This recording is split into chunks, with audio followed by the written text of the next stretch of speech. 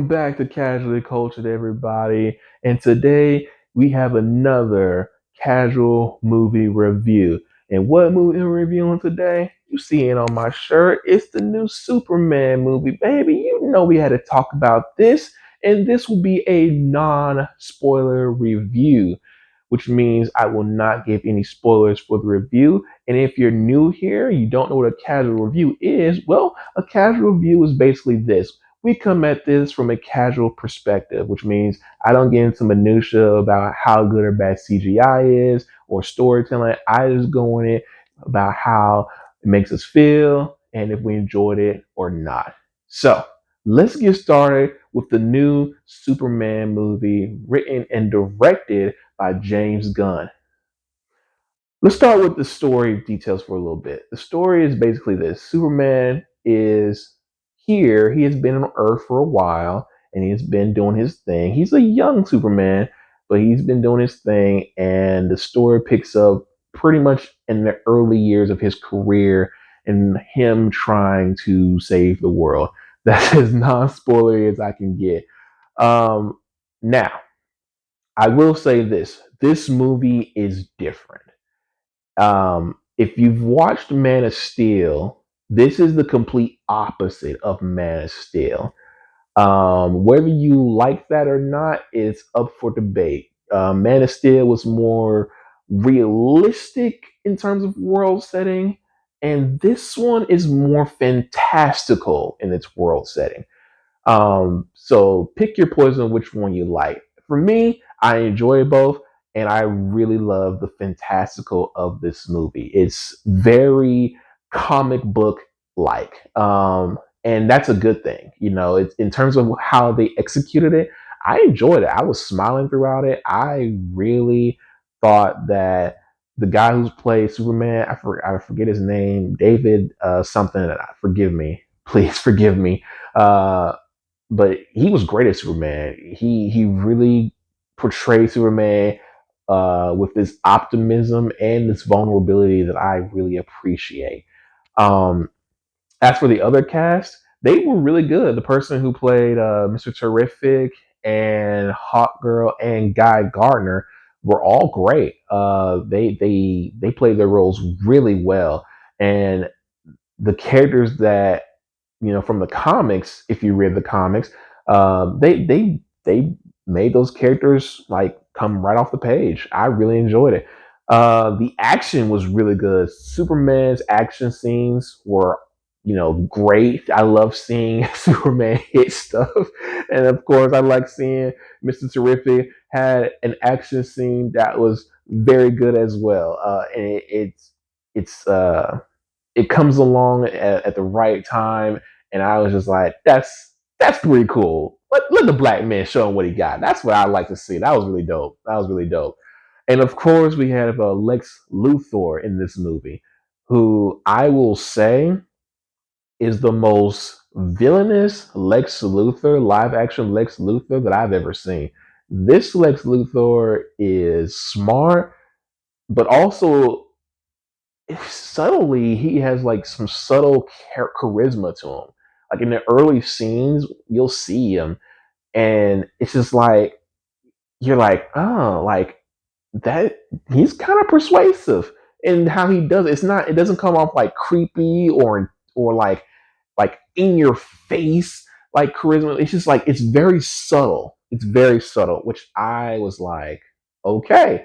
But there are moments when you see the venom in his face, and you see like the ferocity. Like when he's pissed, and I was like, yeah, yeah, that makes perfect sense for Lex Luthor. Lex Luthor is a dick here, and but he plays it well. He plays it really well, and he is the most vicious and probably the most charismatic Lex Luthor that I've seen in live action, honestly. So I give him props. I think it was Nicholas Holt who plays him, if I'm not mistaken.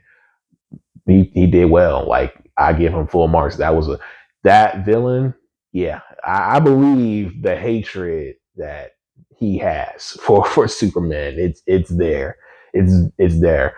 Um, Everything else, man, like I said, the movie it just hits really well. It's very fantastical. You it will take a minute for you to get used to when it comes to like the dogs and the kaiju and things like that. Like it's not something you would expect, but it works and it feels right in this world that they're creating for this new DC universe. I think that what they do here is going to be very different from how Marvel does it. Marvel always kind of stretched the line between fantastical and real. I think this is just going full fantastical. Like they're just going to say, hey, we're going to look at these comics and we're just going to make it as best we can to fit those tones. And they did well here. Now, the elephant in the room. How does this compare to Man of Steel? Well, let me say this it's different. It's different. I personally like Man of Steel. I do. I like this movie. And there are differences, and they both fit what they needed to do. But I will talk about more in a spoiler video where I compare Man of Steel versus this movie. This movie does something that I don't know how fans will like. I don't know.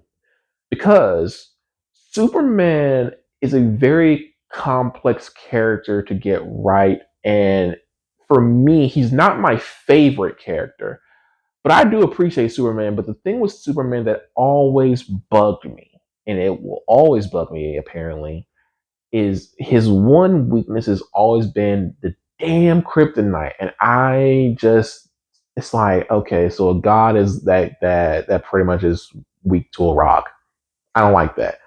This movie fixes that problem for me, actually. Remember that I said he's very vulnerable. He gets his ass beat a lot. Like, and I'm like, yeah. Like, don't get me wrong, like I'm not cheering for him to get his ass beat. I'm cheering because I'm like, thank you. It makes the drama more dramatic where I'm like, at least he's feeling the pain. He's getting his ass beat. And I'm like, okay.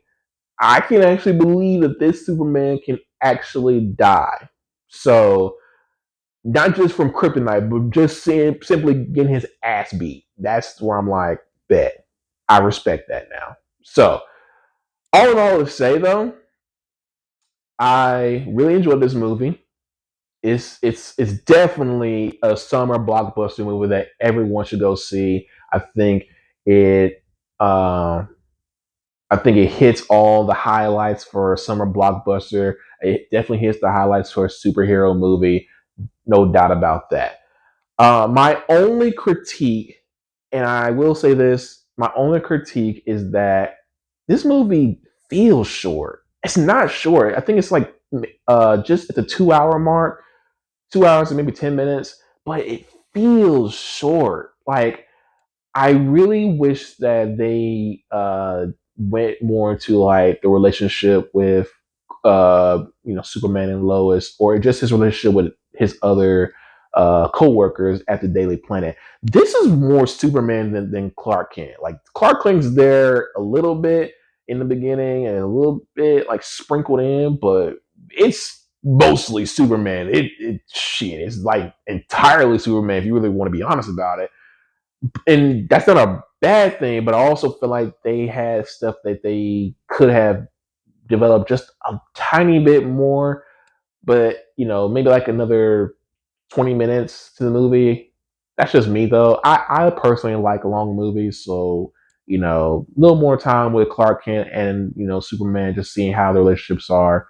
That's just me. But besides that, that's my only really complaint. I enjoyed this movie, and as you know, with a casual review, we don't do no scoring here. There's no 1 through 10 or 1 through 5. No, it's just how we felt about it, and I can confidently say I would casually recommend it. I would casually go see it. I would casually watch. So that's my highest praise for the movie. Hope you guys like this review, and stay tuned because I will be doing a Man of Steel versus this movie.